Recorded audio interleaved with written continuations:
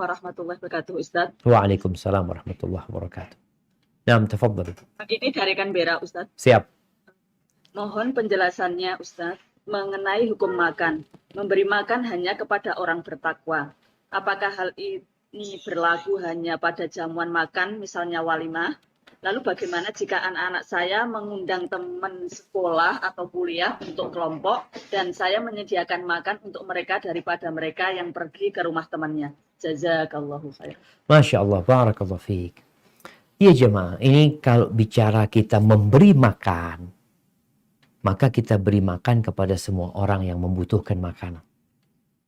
Namun memang kita ini berbagi, usahakan yang kita berikan itu manfaat. Kalau kita kasih makan orang jahat, dia makan, tenaga yang dia dapatkan, energi yang dia hasilkan dari makanan itu untuk kemaksiatan kadang-kadang. Tapi kalau kita berikan makanan kepada orang yang bertakwa, energi yang dia dapat dari makanan kita itu dia gunakan untuk sholat, dia gunakan untuk bertakwa kepada Allah. Tentunya manfaatnya lebih besar. Atau kita kasih makanan kepada orang yang tidak bertakwa supaya dia bertakwa. Itu ada niat lain di balik itu. Kemudian bicara ngundang makan orang. Ketika bicara walimah, maka Nabi SAW mengatakan syarut ta'am ta'amul walimah. Seburuk-buruknya makanan, makanan walimah. Kenapa? Yang diundang orang kaya, yang miskin tidak diundang. Berarti tidak bicara ketakwaan aja, tapi bicara bagaimana majelis itu jadi berkah dengan datangnya orang-orang miskin.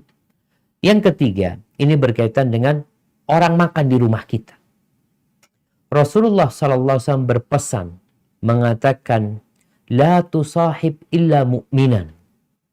Janganlah engkau berkawan, bersahabat, kecuali dengan orang yang beriman. Wala ya'kul ta'amaka illa taqi. Dan jangan makan makananmu kecuali orang bertakwa. Ini bicara orang makan di rumah kita. Kalau kita bawa orang ke rumah kita, jangan sampai orang ini orang buruk yang akan berdampak negatif kepada keluarga kita. Ketika orang itu tidak beradab, ngomongnya jelek, buruk, anak-anak mendengar. Karena orang kalau sudah masuk ke rumah kita ini, ya mungkin kalau rumahnya besar, dia berada di tempat yang tidak berinteraksi sama keluarganya, mungkin aman-aman aja. Tapi biasanya orang kalau sudah masuk ke rumah kita, makan di rumah kita, itu sudah kawan dekat kita biasanya. Ini bukan tamu ya.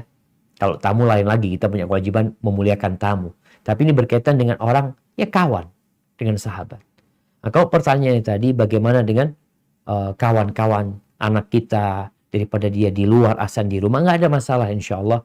Artinya kita ini anjuran dari Nabi SAW. Dan semoga dengan mereka makan di rumah kita kasih makanan yang halal. Hanya saja kalau bisa orang tua ini kasih adab dan etika buat mereka. Ketika di rumah, adabnya seperti ini.